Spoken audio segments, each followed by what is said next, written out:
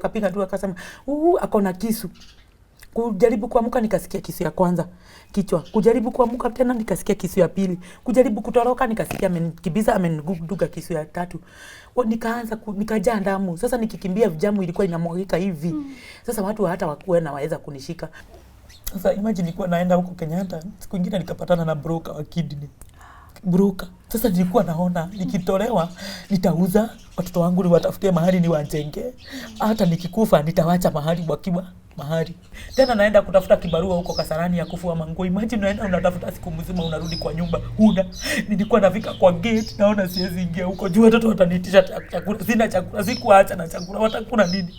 Nilikuwa nafika kwa gate narudi tena nuzunguka tena narudi. Ikifika usiku ndio nikute watoto washarara ndio asubuhi nitaamka tena niamke mapema nienda.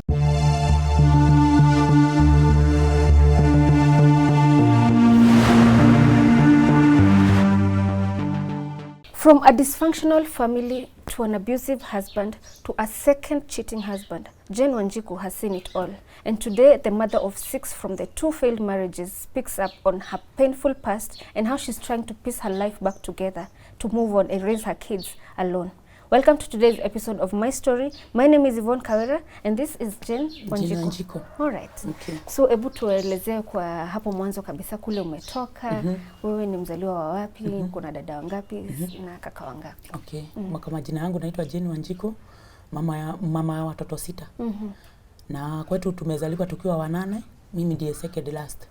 Lakini mmoja amepass. Okay. Sasa mimi nimesomea huko kwetu shule inaitwa Getithia Primary School. Na nikaweza kusoma mpaka class 8. After class 8 sikuendelea na masomo juu hakukuwa na pesa ya kuendelea na masomo. After hapo nikakuja Nairobi nikaajiriwa kazi ya nyumba. Nikaweza kufanya huko kazi ya nyumba miaka 3. Nikapata ile pesa nilipata. Nikarudi huku kwetu nyumbani nikajifunza kozi ya kushona manguo. Alright. Nikiwa nashona hizo manguo ndio nilipata mimba na nikapata katoto kangu ka kwanza. Kupata mtoto wa kwanza nikarudi kwa kazi tena ile ya nyumba. Nilikuwa natafuta kazi ya nyumba na huko nyumbani nakaa huko na mtoto wangu nafanya kazi napata ya kusimamia mtoto wangu. Alright. Na ukiwa hapo ndipo limit nikiwa hapo huko kazini ya nyumba ndio nilipatana na mwanaume na tukaoana. Tumezaa naye watoto 3. After kuoana nilikaa miaka 4 nikazaa mtoto mwingine second born. After kuzaa second born ndio yeye alikuwa fundi na mimi nilikuwa nazungusha vitu huko. Sasa nilikuwa naenda kwa soko nanunua kama gouache nazungusha kwa hiyo kijiji naenda nanunua chumvi ya kupima nazungusha tunajisimamia. Mpaka yeye akapata kazi Thika. Kupata kazi Thika ya fundi tukaanza kujisimamia na alikuwa anafanya vizuri, alikuwa anasaidia watoto wake, alikuwa anatusaidia. Na mimi bado nilikuwa nangangana.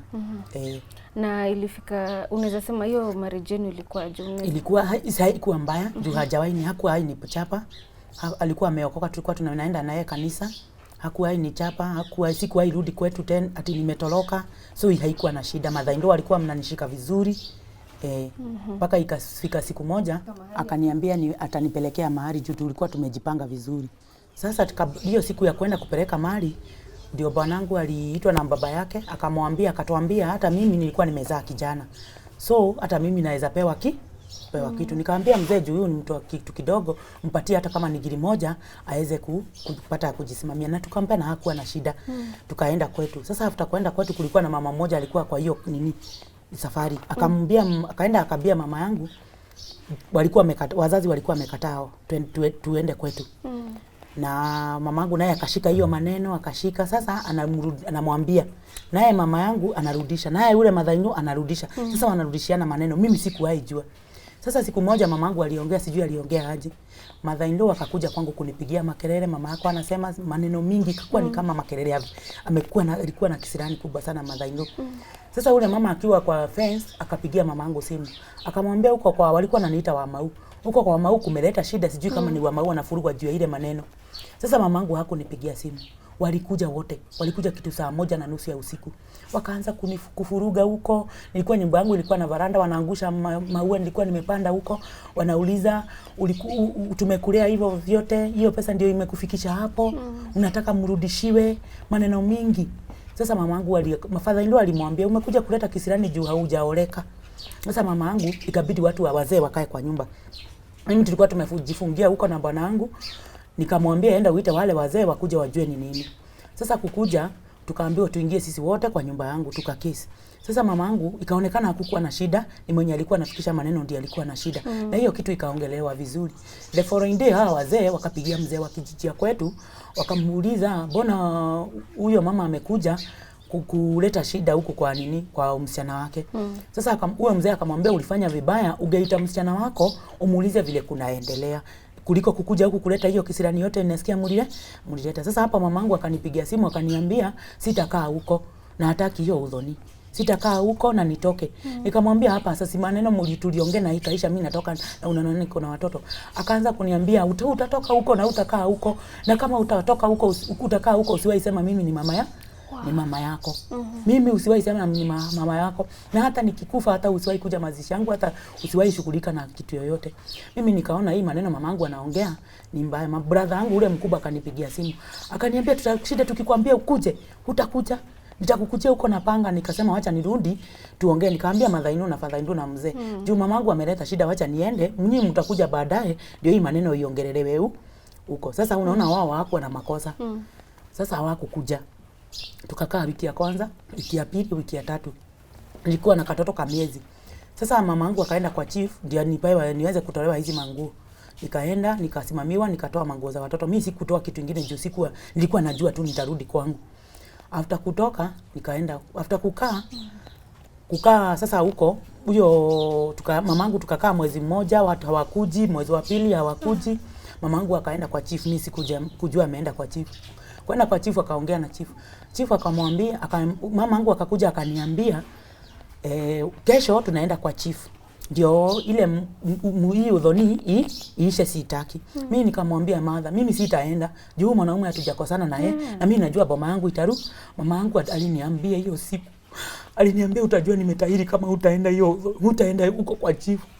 Utajua nimetahiri. Mimi nikamwambia sitaenda. Akanilazimisha. Nikaona juu hii maneno anaongea. Mimi wacha niende. Tukaamuka na tukaenda. Kufika huko tukaenda mara ya kwanza. Kwenda mara ya kwanza tukajaribu kuongea ikazidikana. Chifu akatuambia turudi siku nyingine. Sasa kurudi siku nyingine huyo mwanaume hatukuwa tumeingia kwa chifu. Yeye akakuja. Mahali tulikuwa tumekaa na line hivi kwa chifu. Vile watu wanakujanga kujaza birth certificate nini, kila mtu akona shughuli, mimi nilikuwa na mwisho. Ukaa hapo akakuja akasalimia watu wote na mkono. Kufika kwangu akaniuliza, "Shiko, unataka tuachanishwe na wazazi?" Nikamwambia hapana, hata hatuachani. Ule mtu akashikwa, akachapwa sana na alikuwa na dawa.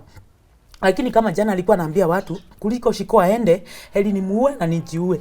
Yeye akaweka dawa kwa chupa na akakuja na kisu ya kuniua na yeye akunywa dawa. Sasa after kunidunga, yeye alienda akakunywa dawa. Kukunywa dawa na akachapwa sana na watu na mapolisi na mob wakamchapa sana.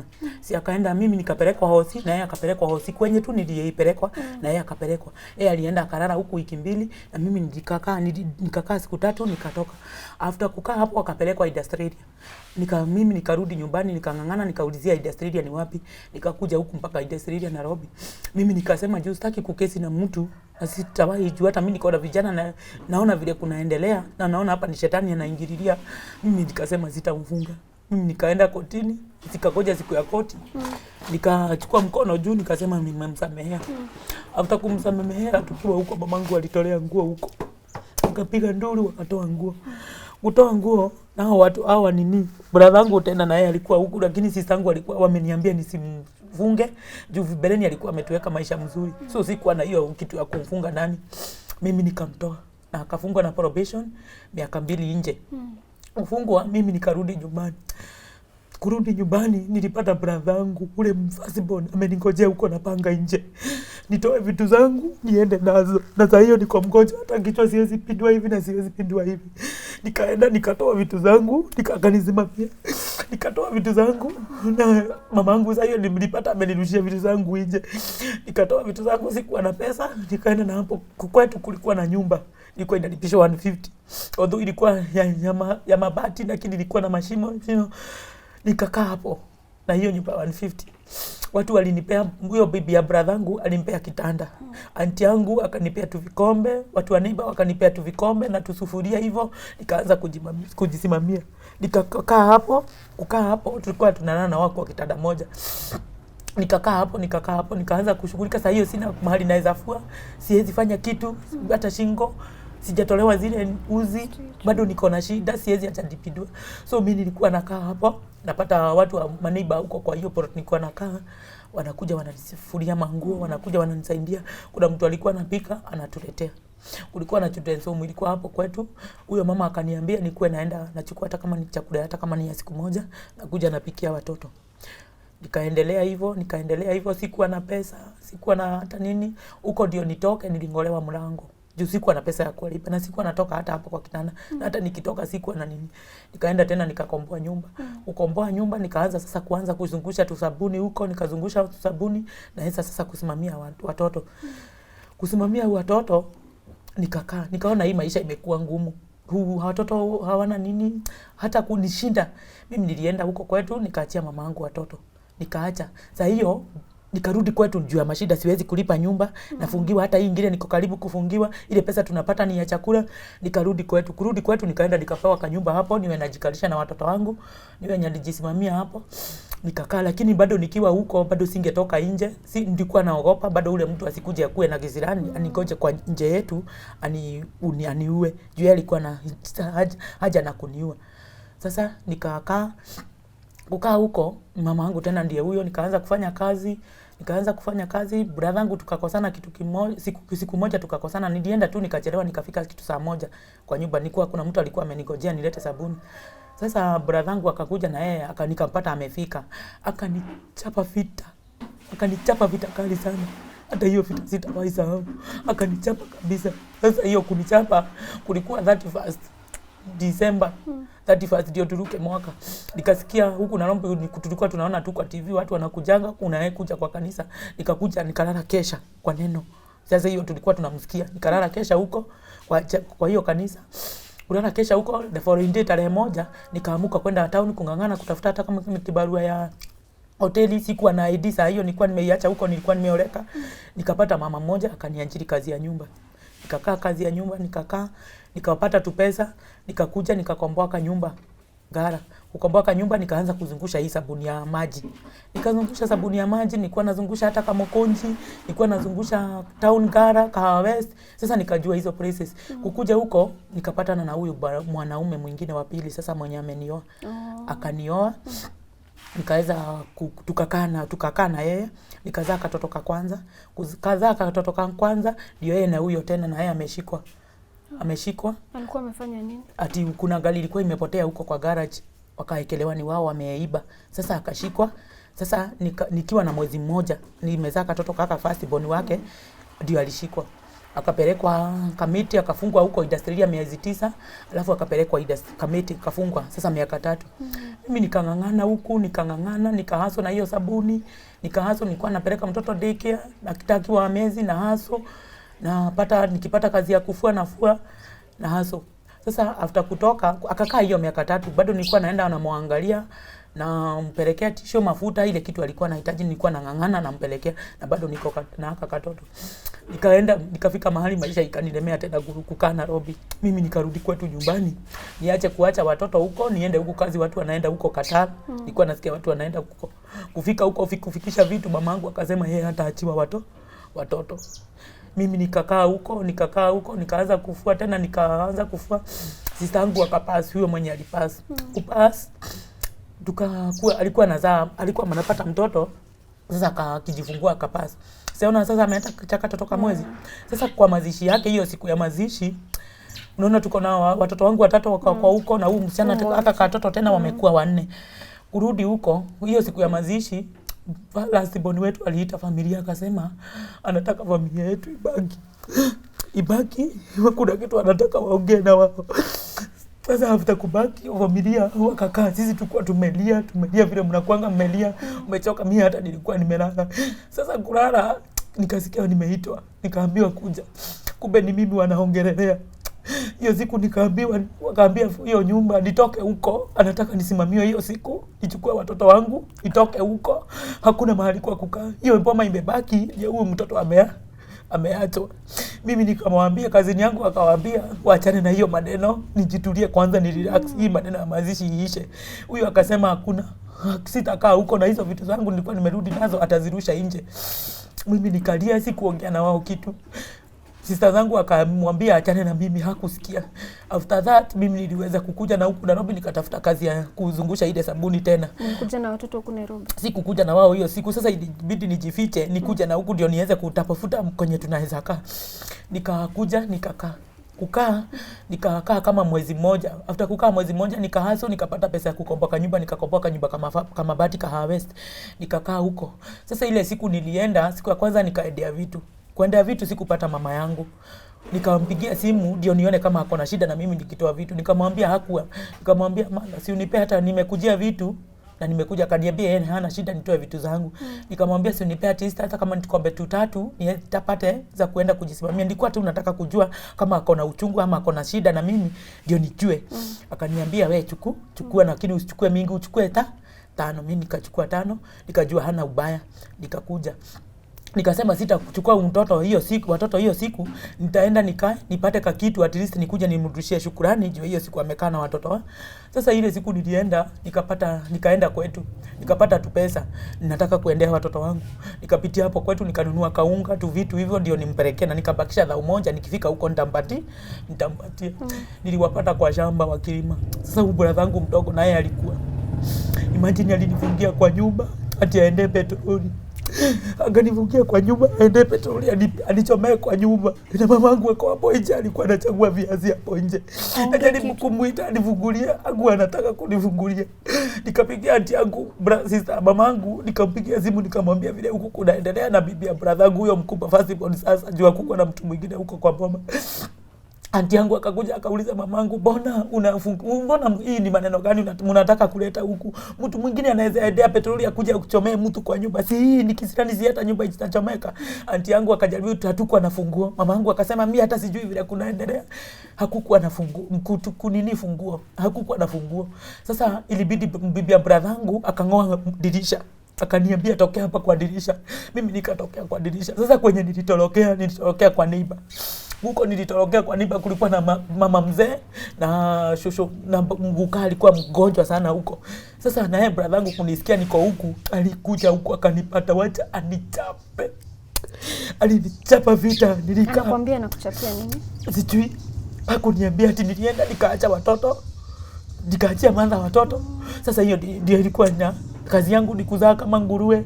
Akanichapa vita. Mimi sasa hiyo huyo wakajaribu unajua yeye ako na nguvu, akanichapa. Hata nikutoka huko sikubeba sasa mtoto. Bibi ya brother yangu mkubwa akaniambia wewe enda, hata usiwairudi huko. Kama hivi ndio wanakufanyia, wewe enda na usiwairu. Nikaona niende police station niripoti, nikaona hata nikiripoti juu sina pesa watamtoa. Kutoka hapo nilienda, hata sikwenda kwenye ninakaa. Nilienda kwa mama mwingine tulipatania na huko Katoroni tukiomba. Nikaenda, nikakaa kwake, akaniangalia, akanipeleka hosi juu nilikuwa nimefura, hata nilikuwa nimefura kabisa. Akanipeleka hosi, nikatibiwa, akanitukana naye huko kwake wiki 3, ndio sasa nikapona. After kupona ndio nikatumana sasa watoto wangu huyo mdogo ndiye aliletwa juu alikuwa kadogo, au wengine wakabaki huko. After kubaki sasa nilikuwa naenda na tafuta kitu Kenya nimenapata, naenda nafikisha hiyo stage ya kwetu na peana inaenda. Mimi sikuwa nafika huko. Sikuwa nakanyanga kwetu. Nilikuwa natumana na mimi narudi.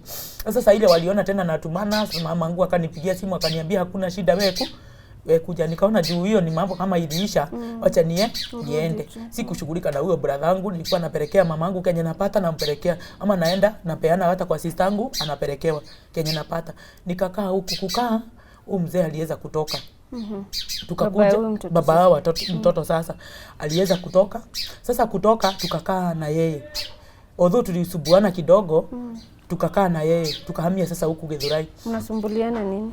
Acha tufukuze hii bad kwanza inasumbua. Tulisubuana na yeye. Tulikuwa mnasumbuliana nini naye? Tulikuwa tunasumbuana.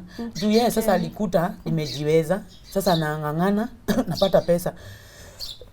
Sasa yeye alikuwa anafikiri ni wanaume niko na wao. Unaona? Sasa hapo tukaanza kusumbuana. Sasa baadaye akakuja akajua hakuna wanaume. Tukafika mahali tukaanza kusumbuana, anataka mtoto. Mimi nikasema juu alinikubali na watoto, acha nimzali. Mimi nikamzalia kengine katoto. Kumzalia kengine kasichana. Sasa hiyo ametoka huko jela, tulikuwa tunaenda na yeye, nilikuwa na sasa nimemuonyesha kuomba, tunaenda fasting Katoroni, hata alikuwa ananipea pesa, naenda Nakuru Mishipa naomba. Huko mimi nilikuwa na muombaji, nilikuwa naomba. After hapo ndio tukakaa tukienda kuomba, yeye alikuwa naomba Mungu ampe katoto ka kijana. Mungu nakuomba unipe katoto ka kijana. Hivyo ndio alikuwa naomba. Sasa na mimi nilikuwa naomba tu. Sasa after kukuja kutukazaa katoto kasichana, yeye bado akabaki na ile nini ya kusema nataka kijana. Sasa na mimi nilikuwa naona nikipata haka ka kijana atatulia. Hakuwa hiyo siku hakuwa anakunywa pombe, hakuwa mtu wa kulala nje, hata sijawahi mshika na mtu hiyo siku kabla nizae hiyo siku. Sasa nikafikiri huyu mtu atakuja kutulia, atakuja kupenda hawa watoto wengine juu haka kadogo. Tena nilikuwa naona huyu mtoto akipata kakitu hawa wengine wamepata. Ikafika mahali siku tukaenda mpaka na wazazi kwetu. Tukaenda na yeye akajua sema yeye anajua watoto, na hana shida na watoto na watakuwa watoto wake. Tukakuja na hao watoto huku, hao wakubwa. Nikakuja sasa nikaanza kukaa naona, nikawaingisha shule huko Kimbo. Kuwapeleka huku tukakaa. Sasa nikapata hiyo ninawachukujia niko na mimba yaka kadogo. Sasa hapo ndio walikuwa wameshikana na huyu mwanamke wakashikana na mwanamke Uganda. Walitoana kwa club. Sasa hii ameanza kukunywa nikiwa na mimba, ndio alianza kukunywa pombe. Wakashikana na huyu mwanamke Uganda. Sasa akienda akunywa pombe, alikuwa anakuja kwa nyumba, anakunja, anavunja mandirisha zote, anakuja na tufuruga. Sasa niko na wao watoto huku. Sasa akikuja anakuwa anasimama hapo kwa mlango, anaambia watu wote kwa plot, huyu mama aliniletea watoto weusi kama Nofi, aliniletea watoto weusi, aliniletea wanini, watoto kumwangalia hivyo anawaambia unaniangalia nivaje nini? Mbona nisiniangalie, mimi si baba yenu, pelekwa kwa baba yenu. Mimi si baba yenu. Watoto wanalia, wanajaribu kumuongelesha. Sasa after kupata haka katoto kakiwa na wiki, alinikujia hosi. Akanikujia hosi, nikafika yeye akatoka akaenda. Ukaa wiki moja kumuitisha pesa ya chakula, ananiambia hata wewe ulizaa, sasa unaweza enda uzukume upate chakula. Si niko na hawa watoto wote 6. Alikuwa anakuja na yogurt 2 na pampa moja. Anakuja anaambia wao watoto wake, ananiambia pori na jamii na brado nyingi watoto wangu. Wengine mimi siwajui. Anakuja na yogurt 2 za Daima na makiki. Anawakalisha hapa katikati ya miguu, anawapea, anachukua pamba na nirushia, ananiambia hiyo ndio inaweza shughulikia huyu mtoto mdogo. Mimi nalala njaa. Nilikuwa naenda kwa kiateka na mueleza hiyo maneno yote. Kiateka ananiletea chakula, tunakula. Sasa ikabidi niache hawa mtoto nikatafuta mama wa kukuja na mlipa 150. Anakuja anashinda na huyu mtoto ndio nitafute kazi. Nilikuwa namnunulia maziwa ya Brookside ndio akunywe. Mimi nilikuwa naenda na ngangana, nakuja napata kenye tumekula. Sasa kukaa huko bado ikakuwa shida kulipa nyumba. Ikakuwa ni shida tena, hatuna nini, tukakaa. After kukaa huyu mwanaume alikuja tena akatoa vitu zote kama niko kazi. Akaenda nazo. Vitu zake za nyumba zote akatoa, akaenda nazo. Kwenda nazo kumbe amepelekea ule mwanamke Uganda. Na sasa hiyo alikuja na huyu mwanamke Uganda wakatoa hizo vitu zote. After kutoa hizo vitu zote, nikajaribu kwenda police station kuripoti. Hakuna mtu nikaenda hapo kwa Dio Githurai. Kuna inspector alikuwa anaitwa Ani alikuwa ananisimamia, anatupea chakula. Sasa hiyo amebeba vitu, tushafukuzwa huko. Juu tumeonekana hatuwezi lipa nyumba na vitu zishatoka, tukafukuzwa kwa ploti. Hapo ndio nilianza kulala kwa vibanda na watoto wangu. Tulikuwa tunalala kwa vibanda, tunatafuta nyumba haijamalizika tunalala. Ama tunaenda tunatafuta mahali kuna watu na kuna kakorido, na lakini najua kuko safe, kuna watu. Tunalala hapo na watoto wangu. Watu wako 6. Tulikuwa tunakaa na watoto 6. Ikabidi tena nikaenda tena kwetu, nikarudi nikaambia mamangu anikalie na watoto, kwenda tena kurudisha watoto huko. Ndio tena brother yangu na panga ananifuruga, akaniambia huko hakuna huna makao yako, kwenye ulienda ukaoleka na ukazaa kama nguruwe sio kwako. Nikarudi huko tena, tukaanza kurudi na kungangana. Wala kurudi kukaa huku. Imagine nilikuwa naenda napeleka watoto wadogo daycare juu haka kadogo mchana, naenda kuzunguka kwenye tutapata kitu ya kukula. Tunazunguka wakubwa nao washaingia kutakula randa. Walikuwa wamejiingiza kwa chokora kabisa. Walikuwa naenda wanaranda huko kwa barabara. Kuna mahali tulikuwa tunapatana ndio tutafuta kwa kula tulikuwa tunalala tu kwa vibanda. Siku moja akapotea, wacha nimtafute. nimtafute, kumbe ashajiingizana na chokora. Nikimuuliza kwa nini napotea, ananiambia mimi nitajiua. Hata alikuwa amejaribu kujiua. Mimi tukangangana, huyo mama wa deki akaniambia kuliko uendange mnalala huko, wewe kujanga mnakuja mnakaa huku kwa deki. Sasa hiyo alikuwa na deki. Mnalala huku kwa deki. Tulikuwa sasa after kukaa tulilala kwa vibanda wiki mbili. Wiki moja, hii wiki ya pili ndio huyu mama aliniambia tuwe tunalala huko kwa deki. So tulikuwa tunalala na mwachia watoto. Kenye nakuja nao tunakuja tunagawana. Sasa hapo ndio nilienda nikaona hapa hata nikishinda nikiteseka na watoto, wacha niwarudishe nyumbani. Nikawarudisha hawa wakubwa wasiingie kwa chokora, niwe nazunguka na utu tutoto. Tukaenda tukakomboa nyumba ya mabati. Kukomboa tena nyumba ya mabati, ule inspector Handi alikuwa anakuja ananitia chakula. Naenda chifu alikuwa ananitia chakula akipata, naenda napewa, nasaidiwa hivyo na machakula. Nilikuwa na tunapata chakula. Sasa hapo nikaanza ndio tumefika mahali sasa corona ikatangaza ikaingia. Sina kitu, nikaenda Kasarani police station na watoto hawaingii shule. Hiyo siku tulikuwa tumebeboa vitu, watoto hawakwenda shule miezi kama 6. Sasa hiyo tulikuwa tunaranda. Na siku anataka watu wajue watoto haendi shule juu ningeshikwa. Na siku na uwezo. After that nikaenda Kamukuji, nikaongea na watu, wakaanza kunisimamia, nikapata tu blanketi, nikapata tu mattress. Tena sitaki kuambia watu shida sana, juu watu walikuwa wananiuliza, ulikuwa unazaa watoto wengi wa nini? Uniona ulikuwa umepata ama ni nini? Sasa nilikuwa na ngangana, ndio nisiambie watu shida yangu, mimi nikana shida yangu. So hiyo kanyumba nimetafuta, nilikuwa naenda Githurai, tulikuwa na Castoff, nilikuwa naenda Githurai. Ile soko zimefungwa. Imagine kama kuna viazi hapo zimewekwa, kulikuwa kumewekwa viazi. Ukifungwa kuna mtu akiuza kuna viazi dangu kanga chini, nilikuwa naenda naokota. Tunaenda tunaokota na watoto wangu. Mkifika kuchonga viazi mnapata ni mbegu za avocado. Sasa yenye mmepata ni waru ndio mtapika. Mimi nikashikwa na depression juu watoto walikuwa wanaamuka wanalala kwa floor. Niwauliza ni nini? Hawataki kutoka juu hata hawana nguvu ya kutoka. Sasa hiyo niko na wote, bado niko na wote sasa. Hawalikuwa wanalala kwa floor. Sasa mmoja akaniambia mama, tuende tutafute mahali, tukaenda mahali kwa supermarket, tuambie watu hatuna chakula, tuone kama tutachangiwa tupate chakula. Sasa hiyo corona imeingia, hatukuenda huko. Mimi nilitoka hapa Miku nikaenda mpaka Mebre. Nilikuwa nasikia Mwaura anapeana chakula. Tukaenda tukasimama hapo kwa gate. Kusimama hapo kwa gate, wa Mushomba ndiye alitokea. Wa Mushomba kutokea akauliza huyu mama ni nini anataka. Huyu soja mwenye ako hapo akamwambia huyu mama anaomba chakula. Wa Mushomba aliweza kutununulia unga, bidi na mkate ile kubwa na sukari na akatupea mbosho. Na hapo ndani kulikuwa na chocolate. Nikakuja mpaka Kahawa West najuana na watu. Nikaingia kwa saluni moja, nikamwambia huyo mama wa saluni atupikie hata kama ni atuchemshie maji na hita, atupikie chai tuweze kukunywa ndio tuweze kufika Githurai.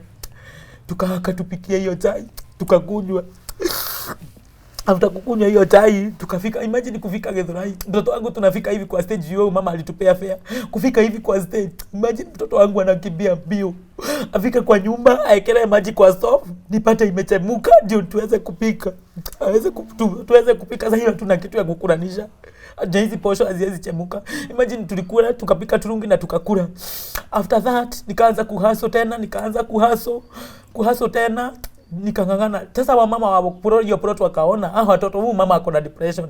Nilikuwa nafunga tu kama ilikuwa inafika saa 1 kama sijafungua mlango, wanakusimama hapo kwa mlango, wanaanza kujiuliza nani atafungua. Juu alikuwa nafikiri naweza kuwa nimejiulia huko kwa nyumba na watoto. Juu kuna siku nilikuwa nimejaribu kuwaua. Mimi nilikuwa nimekunywa dawa bereni. Nikakaa siku 2 hospitali. Sasa nilikuwa najaribu nanunua dawa niwekee hawa watoto chakula. Juu nilikuwa naona kama ndio wanawafanya nifike mwisho. Tena hakuna mtu anataka kunisikiza. Watu wote wanaona ni mimi ni mbaya, nilizaa kama nguruwe. Na sitaki kupea watu wote shida yangu. Sasa ndio tukaingia huko. Sasa nikichelewa kuamuka walikuwa wanakuja wanagonga tu wajue tu kama tuko. Hao walikuwa wananipea, walikuwa wameamua mmoja anapea huyu mtoto, mwingine anapea huyo mtoto, but ilikuwa mzigo kwao, walienda bado wakachoka. Wakaniambia mama Jambi, twende pale Kasarani uone kama vile unaweza saidika. Sisi tukaenda huko Kasarani. Kuna siku nilikuwa nachukua hao watoto na wapelekea baba yao hapo kwa garage, at least wanarudi kama wamekula sapa, kuliko kuwafungia kushinda nimewafungia kwa nyumba wakuwe wamekula chakula na vitu zote ashabeba ako nazo ni nini nyingine. Nilikuwa nafikiri nimpelekee ndio wapate chakula. Sasa nikiwapeleka naye anawarudisha. Nikiwapeleka naye wanarudisha. Sasa siku moja kwenda hapo kwa Kasarani. Kwenda hapo Kasarani akakuja mama akaongea na huyo mama anakuanga hapo Kasarani. Kuongea na yeye naye huyo mzee akaitwa. Mzee kukuja walikuja na ule mwanamke. Huyo anasema ni bibi yake. Kukuja na yeye na bereni tulikuwa tumeenda kwa chief. Chief akamwambia wewe unasaidia hawa watoto, unanunulia watoto chakula na shule na unawasimamia hospitali. Hii nyingine nilikuwa najishughulikia. Hakuwa anapeleka kitu. Hiyo ikaisha hivyo. Tukwenda sasa hapo Kasarani si wamekuja na huyo mwanamke Muganda. Akasema ati ananipeanga 40k kwa month. Nikatolesha mpaka statement yangu, hakuna hata shilingi ya SHA nitumia, hakuna kitu. Sasa kusema hivyo, wakasema yeye hata nisaidia na nikiwa na watoto wangu, niwapelekee baba yao. Na sasa hapo nikaanza huyu mwanamke wakasema watachukua watoto. Huyu mwenye Wakasarani mimi nikaekwa ndani. Nikalala kwa sero. Imagine na mimi ndiye nilikuwa nakaa na watoto. Mimi ndiye nilikuwa nakaa na watoto na mimi ndiye niko na watoto na tumeenda pale kutafuta usaidizi. Nikaekwa ndani. Nikalala ndani. Akaambiwa aende na watoto, akuje na wao kesho. Sasa kwenda na watoto ile kitu alifanya mbaya. Alienda akachukua watoto tukapelekwa huko Kasarani kwa dio sasa. Kukuja nikatolewa papo police station nikapelekwa kwa dio. Kwenda huyo askari akaniambia huyu mzee amesema atakaa na watoto kabla wewe ulikave. Tunaonekana kichwa yako iko na shida. Uko depression uweze kurecover. Akaniambia utafike kitu yenye utafanya utaandikiwa barua waende na watoto, ukirikava utarudishiwa watoto. Sasa huyo akaniambia niende mpaka kwa hiyo nyumba tulikuwa tunakaa, nikuje na zile nguo nilikuwa nazo na hizo nguo nilikuwa nimepewa na watu. Nikakuja nikaleta hizo manguo hapo sasa kwa dio. Yeye tukiachana sasa hiyo alikuwa na gari tukiachana. Imagine walichukua zile nguo na wale watoto. Hiyo usiku hiyo tu wakaenda kwetu wakaacha hapo saa 4 ya usiku kwa gate watoto na sasa hiyo akakadoko kalikuwa na akakupa kalikuwa na mwaka na wakawaacha hapo kwa gate saa 4 ya usiku. Hakuna mtu alijua watoto wameachwa, hakuna mtu alijua kunaendelea nini. Sasa huko kwetu washarara ni ushakuwa na langa mapema. Mbwa zinapoeka, wanatoka nje wanaangalia ni nini inaendelea. Watoto wamelia, wamenyeshewa, kulikuwa na hii manyunyu. Wamenyeshewa hapo wamelia, wamelala. Hakuna mtu akuwaokoa. Hata kama kungekuwa kumepita mtu mbaya angekuwa ameharibu vibaya juu ni wasichana. Sasa zaidi walitoka nje kuangalia hizo ni nini mbwa zinapoeka, wakapata ni watoto wangu. Kupata ni watoto wangu, wakachukua watoto, wakaingia. Mama yangu alilia sana sasa hiyo siku. Sasa after kulia nikapigiwa simu the following day. Nikaambiwa watoto waliletwa. Watoto kuletwa sasa hiyo watoto wamenyeshewa, hakuna manguo huko, nguo ameenda nikawachukua nikarudi huko Kasarani. Nikaambia huyo askari mlipea huyu mtu watoto na bado ameacha kuacha kwetu. Niliambiwa kwenda uliza watoto, enda na watoto wako wewe ndio uliza. Wewe uliza. Ulikuna viki wewe ndio uliza. Mimi nikachukua watoto wangu. Ulikuwa sasa hiyo Saturday. Mimi nikachukua watoto, nilikuwa nasikia Wangojiri yako na children. So mimi nikachukua watoto. Sasa hiyo siku nikaandika barua. Tukaenda mpaka kwa Wangojiri kanisa. Sasa nilikuwa nimeandikia Wangojiri achukue watoto, awafanye ni watoto wake, awalee. Unajaribu kuwaua inazidikana. Awale. Sasa tukaenda huko tukakaa. Naambia hao watoto endeni mpaka pale mbele na mimi ndio niweze kutoka. Hawaendi. Nikaona naweza shikiwa pale kwa gate nikitupa watoto. Sasa hiyo nishaweka haka katoto barua kwa mfuko haka kakubwa, ndio wakiulizwa wenyewe wakibaki huko waulizwe nyinyi ni wanani waweze kupeana hiyo barua, ndio watoto waweze kupata at least mtu anaweza simama na wao. Mimi nilikuwa tu nataka mtu atasimama na wao awasomeshe wakule, yani waache kukaa maisha ya shida. Juu mimi nilikuwa naona nimefika mwisho na sina otherwise. Sasa nilikuwa nafikiri nitawapeana huko mimi niende nijiue. Ikazidikana sikuweza kuacha. Nitaenda tukachukua na watoto tukarudi kukaa pale kwa ile kanyumba. The following day Monday nikaenda hapa kwa huyo anaitwa Inspector Han. Kuita Inspector Han akaita huyo mwanaume. Kuita huyo mwanaume kuja ako na connection huko kwa Kimbo Police Station. So tukienda hapo juu sasa hiyo walikuwa navunja madirisha, nilikuwa naenda na ripoti hapo Kimbo. Sasa tulikuwa tushaachana hapo na tumeandikiana barua siwahi kanyanga kwangu na mimi nisiwahi kanyanga kwake. Mimi nikakaa. Kufika hapo yeye anakuja na ule mwanamke tena. Hakuna kesi. Sasa unajua hangeingizwa ndani. Anaambiwa nirudishie vitu, akakataa. Sasa unaona nikakaa. Huyo akaniambia, "Wewe kaa hapa. Kenye nitakuwa napata, nitakuwa nakusimamia." Alikuwa anaitwa Inspector Han. Kenye nilikuwa napata, nitakuwa nakusimamia. Kuna askari mwingine hapo naye akashikana na yeye, alikuwa mama hapo.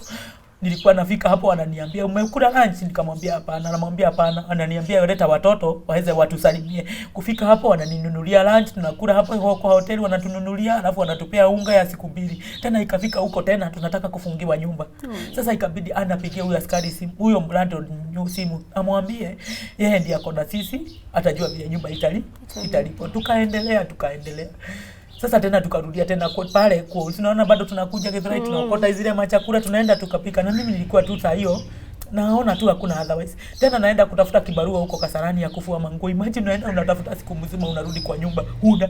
Nilikuwa nafika kwa gate naona siwezi ingia huko. Juu watoto wataniitisha chakula. Sina chakula, sikuacha na chakula. Watakula nini?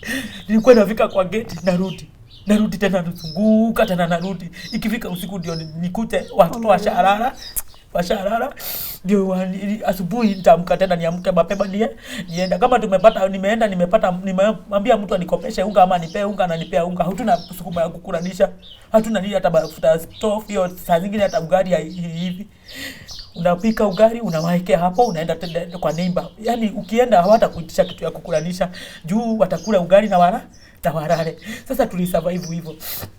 Ndio corona ikakuja, nikapata watu wakaanza kunisaidia na chakula. Nikisikia mahali kuna peana chakula naendea. Tulisurvive hivi. Ndio nikakuja sasa, at least nikaanza kufanya kazi ya mjengo na kufulia watu manguo. Sasa nikashika hiyo kazi ya kufua manguo. Sasa hii last week December kutoka mwezi wa 6 nikagojeka. Sasa kugojeka juu kuna mahali watoto walikuwa wameingizwa shule. Walikuwa nasomea huko shule na mimi nafanya kazi ya kuosha hizo maklasi zote. Nilikuwa naosha darasa kama 12 ndio watoto wasome. Na hizo maklasi ziko na lockers. Hizo kuna locker, so ziko na vitabu na ni klasi kubwa, iko na vitu kama 100. So nilikuwa naosha. Sasa hiyo kuosha nilikuwa natoka kazi ya kibarua na haso nakuja naosha usiku. Nilikuwa namaliza kuosha saa 6 usiku. Naenda sasa ndio ilimpea shida ya mkongo na hii kibarua nilikuwa nafanya ya kubeba masimiti, nini hivyo, nikapata shida ya mkongo. Nikaenda hosi Kiambu na nikatibiwa. Nilikuwa naenda pale kunuka pisi kuchomwa mkongo, nikachomwa. Sasa ikafika hapo ndio nimekosa pesa tena ya kulipa nyumba. Lakini hapo mbeleni huyu mwanamume saa ile nilikuwa nangangana na yeye asaidie watoto, nilikuwa napigia huyo mwanamke Muyuganda. Nilikuwa napigia mwanaume simu. Kupigia mwanaume simu, mwanamke ndiye alikuwa anachukua.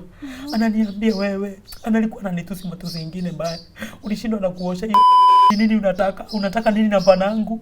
Enda hata si ulelea huyo mwanamume mwingine watoto, hata hao lea. Ukilea enda uuze wengine wanauza wale watoto. Imagine nilikuwa napiga magoti hivyo na wabembeleza, nipe tu pesa hata kama ni 200 tupate ya gugura. Hangeweza kutupea hata imagine nilikuwa nampigia magoti na muongelesha kwa simu. Ananitusi vile anataka. Kila kitu, hakuna kitu hajawahi niambia. Nikimpigia simu ananiambia, "Wewe ukicheza na mimi nitakuua na niua watoto ndio huyu mwanaume asahau na wewe." Naenda na ripoti hiyo Kasarani, hakuna sheria ilikuwa inachukuliwa. Alimuua mwanamke, aliniambia, "Hata ukienda wapi na uende wapi, hakuna kitu unaweza fanya. Hakuna kitu unaweza tufanyia." Na zile nguo alikuwa ameenda nazo, unaona nilimuitisha nikajaribu kwenda Kasarani alipe. Alikuwa ananiambia nilitafuta Wamari akanichejea makarai mzuri sana ndio nafulianga nguo za watoto alichange kwa Wamari. Ikafika nampigia simu namwambia, "Wewe tupe hata kama ni chakula. Tuweka na huyo mwanaume lakini ukubali hao anapea hao watoto chakula." Na nimetoka enda huko, alikuwa ananitusi. Sasa hiyo ananiambia anatuua na uwe watoto, naye mwanaume ako hapo anacheka vile anataka. Anakuambia tutakuua na nizae watoto wengine. Mimi ni kijana na niko na mayai mingi naweza kuzaa watoto. Unampigia simu. Sasa ile mtoto akagojeka hiyo siku ya corona. Hii private party yake kadogo ikafura. Nikaambiwa niadmitiwe Kiambu, nikaenda Kiambu nikaambiwa niadmitiwe ndio mtoto aweze kutiritiwa. Mimi ilibidi nitoke huko nikatoroka. Juu sina pesa, hawa watoto nimewaacha, hawana chakula, wote wako kwa nyumba hawatashughulikiwa na nani. Nikampigia simu nikamwambia ashughulikie watoto. Akaniambia hata yeye hajamaliza kuzaa, ako na mbegu nyingi za kuzaa. Unaona? Sasa mimi ikabidi niachane na yeye. Sasa tumekuwa tukihasu. Ile siku nimekuja tena, nikakuja nikapakosa pesa. Niko na mtoto huyo first born sasa ako form 4. Sasa na ako form 4 ako na deni ya shule. Hii deni ya shule mimi ndiye inafaa nilipe, ndio tunapigiwa simu ashafukuza na mtihani inafaa kufanywa next week. Sasa ile pesa niliweza kulipa school fees ndio mtoto aweze kufanya nini. Na nikapigia radio nikamwambia sitaweza kulipa hii tarehe lakini nitalipa by hii mwezi mwingine ndio nilipie mtoto shule. Radio naye alikuja 23 kulikuwa tarehe 23 kulikuwa on Sunday nikijitayarisha kwenda kanisa. Radio akakuja kuingia kwa plot. Hiyo siku imagine hatakuwa tumekula hata usiku. Nikajaribu, mimi sikuwa na moto, sikuwa na hata mafuta ya stop, so hata singepikia watoto. Nikajaribu kuambia huyu Landlord, ngoja tu nipikie watoto. Landlord hakunisikia. Unasikia niko na deni ya mwezi mmoja, ni January na nitarehe 23 na kuna deposit. Juu December nilikuwa nimelipa. Na alikuwa beleni ya mshafunga. Nikamwambia ngoja tu niweze kulipia watoto school fees. Akaniambia mtoto ndiye akona haja kuliko kunilipa pesa yangu. Na ndio alikuja, sikuwa namjua, akagoka mlango hiyo siku asubuhi. Akakuja akacross konji, akaweka padlock yake, akapigia watu walikuwa hapo chini, akamwambia nimeweza kufunga, kujeni. Tukiwa hapo akakuja, wakaingia kwa nyumba wote. Walikuwa wanaume 3 na yeye. Wakaingia kwa nyumba, akaniambia unajua nini, mimi ndiye ndio landlord. Na hii nyumba nataka kukutoa hii nyumba. Hii nyumba ni yangu. Na hutakaa nyumba yangu kama hujalipa. Nikajaribu kungangana. Imagine nilikuwa napigia huyo landlord magoti asitutoe. Juu sikuwa na kwa kuenda, sikuwa na kwa kupeleka hawa watoto. Landlord alikuja, walikuwa wananichukua na kiti, wanainua hivi kiti, wananiangusha nayo. Sasa nikikatalia wakavuruta cupboard. Sasa kuvuruta cupboard katifi tulikuwa nayo ikaanguka. Sasa TV kuanguka, si nikaenda. Sasa ile aliona TV imeanguka akatoka na akaenda. Mimi nikaenda Kibo Police Station, nikaambia kesi ya nyumba hii, kesi yangu huko. Nikaenda kwa koti ya nyumba, nikaanza sasa process. Sasa tukakaa ndio walikuja tena na wanaume. Walikuja wakiwa wanaume 10. Sasa mwezi wa pili. Kukuja na wanaume karibu 10. Nikasikia makelele na sasa wako na mama wa nyumba 10 na mzee wa nyumba 10. Sasa huyu mzee wa nyumba 10 akasema, mimi kama ni hii kesi na iko na watoto, mimi sitashughulikia. Naye chief alikawakataza. Wakasema wanataka kutoa nyumba. Sasa vile walipika makena, vile wanilifanyia mara ya kwanza, singefungua kwa nyumba. Nikajifungia kwa nyumba na watoto wangu tukae huko. Sasa ile ule mzee alienda na hao wanaume washateremka, nikaona kama wameenda. Lado na mama wa nyumba 10 wakaitisha grinder. Sasa watuchomelee kwa nyumba. Mimi nikashindwa nitafanya nini, nikaambia watoto wangu hata tukichomelewa hatutoki huku. Sasa ile nisikia amegurumisha na connect moto, wameingia kwa niba wa connect moto, niliweza kutoroka nje na nikabeba ile nini zangu, hizo makatazi zangu, nikaweza kutoroka nje na nikaacha kama nimefungia watoto kwa nyumba, nikawaambia wasitoke. Nikiteremka akajaribu kunikibiza wanishika ndio wafunge gate, watoe vitu kama niko. Mimi sikuweza. I think sijui kwenye walitoa namba ya huyu mwanaume. Huyu mwenye alikuwa ameniwa tena. Juu tulikuwa tunakaa na huko, unajua wanajua kwenye anafanyanga kazi, akaenda akamuitisha namba. Sasa kumuitisha namba, imagine akakuja akasimamia zile vitu zitolewe tena. Sasa hizo vitu zikitolewa ndio mtoto aliweza kukogwa mguu. Alikogwa mguu akitoa vitu, damu ikakrotea kwa mguu. Mimi nikaenda kuripoti Kimbo. Kwenda kuripoti Kimbo, hiyo siku walikuja kutoa vitu, kwenda kuripoti deputy UCS alinikuza akaniambia enda ulipe nyumba yenyewe, unakuja kutuambia hujalipa nyumba yenyewe, kwa nini? Utukufanyie nini? Nikaenda kwa DO, nikaambia DO hiyo maneno yote. DO akapigia machifu wote simu, akauliza mbona hizi vitu zinatolewa na kuna mpaka kododa. Akaachana na akaniambia wewe rudi huko uone venye unaweza saidika. Sasa unaona vitu chifu nikaenda kwa hospitali nikamwambia hivyo. Hakuna mtu ananishughulikia. Sasa nikarudi kitu kama jioni. Sasa unaona niko na stress, hata sina haja ya kuingia huko, vitu zishatolewa hizo, niko na aibu, nashindwa nifanye nini. Sikuenda. Mimi imagine nilienda nikakaa mahali kwa kiwanja hivi nikalala hapo. Sasa ile ilifika kitu saa 1:30 ndio niliona nitoke, nikaanza kutembea kuzungusha. Nikasikia mama amenipigia simu, akaniambia mama Jambi uko wapi? Sasa hiyo ni kitu saa 2:30. Uko wapi? Nikamwambia niko huko Githurai. Imagine nimepatana na watoto wangu na huko reli wanatembea, wanaenda kukutafuta. Nikaambia huo mama, chukua hao watoto, enda na wao. Ana na wao tu, kesho tutajua venye tutashughulikia.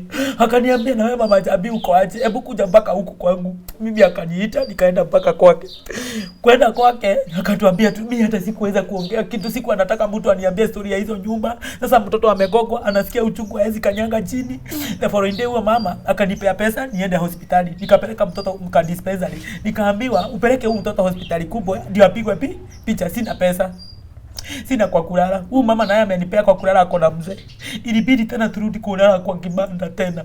Tukaanza kulala kwa kibanda, nikaenda kwa mama mwingine akanipea nyumba vacant niweze kukaa huko. Sasa tulikuwa tunakaa lala huko na watoto. Mimi nilikuwa natafuta hata kama ni mahali tu tulale tu na watoto. Asubuhi tunaamuka kuna mahali tulikuwa tunashinda kwa kiwanja.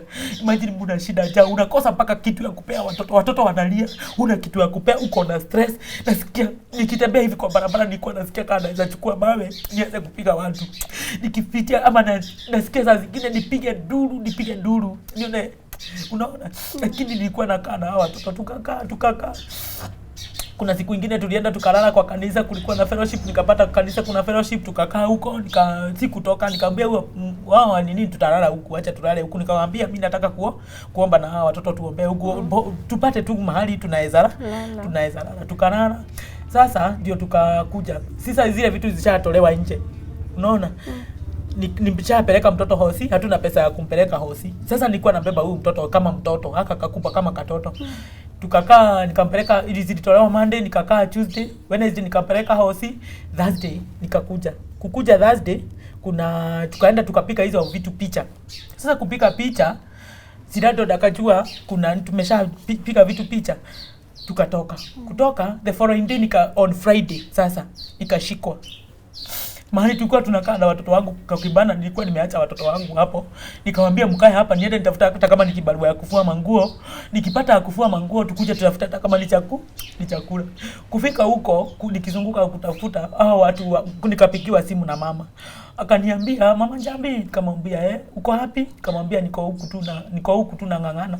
Akaniambia kuna mtu ameona uko na shida, akasema akusaidie, anafanya campaign, akasema akusaidie. Mimi si nikamwambia na ako wapi? Ako huku na lakini anataka umfanyie campaign. Mimi nikaenda. Wakaniambia tupatane wapi? Wakaniambia mahali tupatane Fauti. Kupatana Fauti, nikifikiri ni watu wananisaidia kwenda napata ni askari. Kupata ni askari napata mama na kakijana.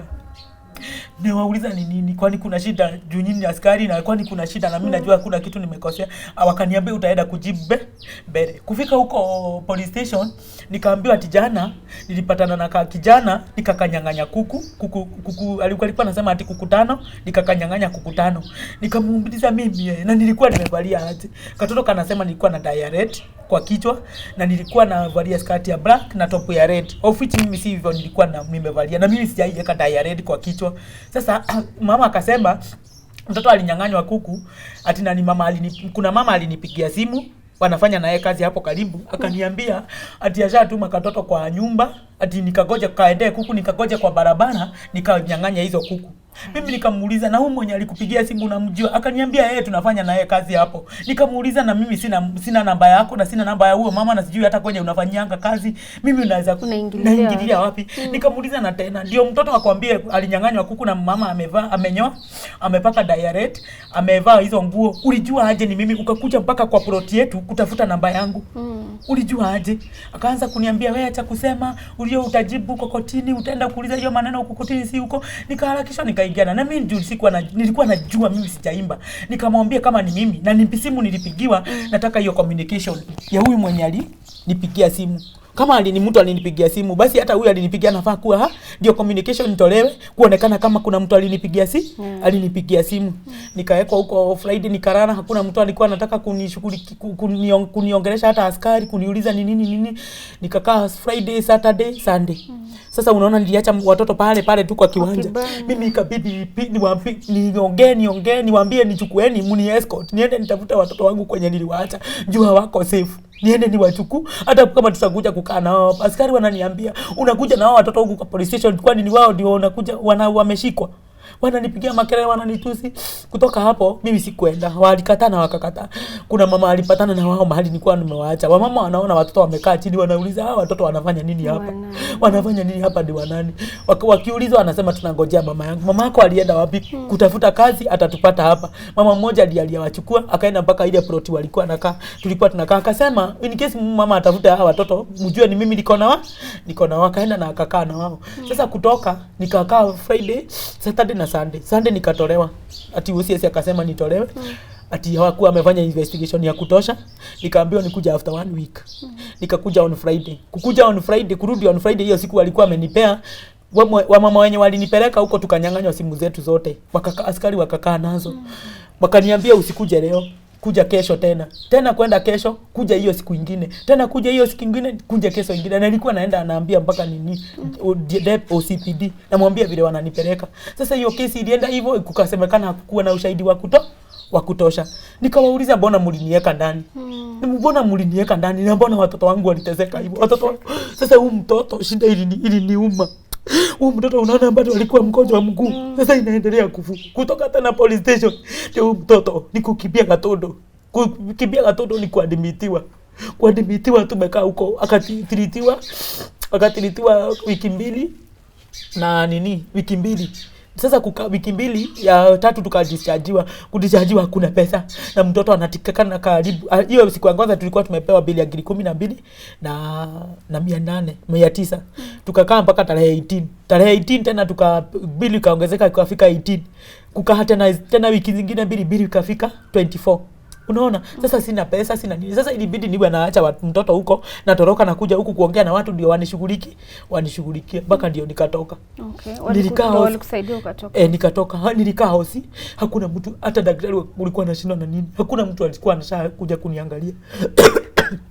Mtu wetu hata mmoja, hakuna mtu ashahi kuja kuniangalia hata mmoja, ama kunipigia simu kuniuliza tu unaendeleaje ama mtoto anaendeleaje. Hakuna hata mmoja. Lakini kuna watu wa marafiki zangu walikuwa wananijua, ndio walikuwa wananitumia kama 200, napata kitu ya kukula kama 300. Na unajua sasa ile uko na shida, watu wanakuanga hutapata rafiki. Wacha nikwambie, ukipata shida ndio unapata huna rafiki. Hata ukiomba kwa kulala mtu anakuambia huku kwangu hamwezi toshea, baba yetu hawezi kubali, inabidi mnaenda kwingine mnaomba, inabidi. Ndio nikatoka nikakuja nikapata watoto wetu wangu, huyo baba yao tena ashaenda, mtoto akasemekana hana damu ya kutosha. Juu ya vile tulikuwa tunakula, so hatukuwa tunakula chakula inaweza saidia watoto, akaonekana hana damu ya kutosha. Akaambiwa lazima sasa tununue dawa. Nikasema unajua ukiambiwa damu unafikirianga watu wakuja watolewe damu ndio mtoto mtu awe. Nikasema acha nipigie huyu mtu juu anaweza kuwa na damu yake.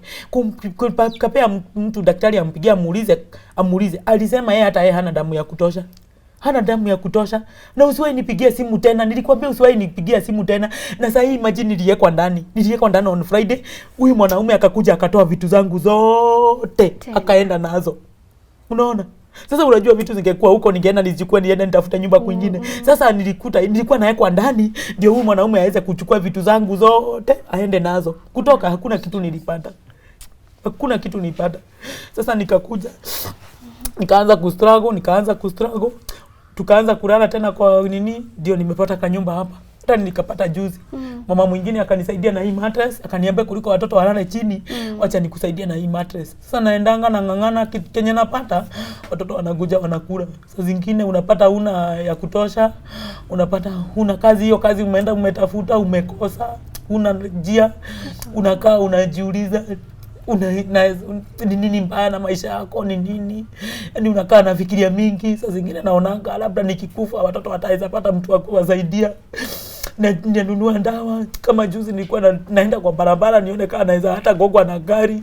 Sasa mahali nilienda nijikokeshe gari, nikaona kanju mmoja akaniona vile nataka. Akaniambia wewe mama ni nini? Mimi hata sikumuongelesha tu, nilienda tu. Naonanga sasa zingine ninafikirianga kama hawa watoto ndio wameniletea hii shida yote. Siku watu wananiambia nimezaa kama nguruwe.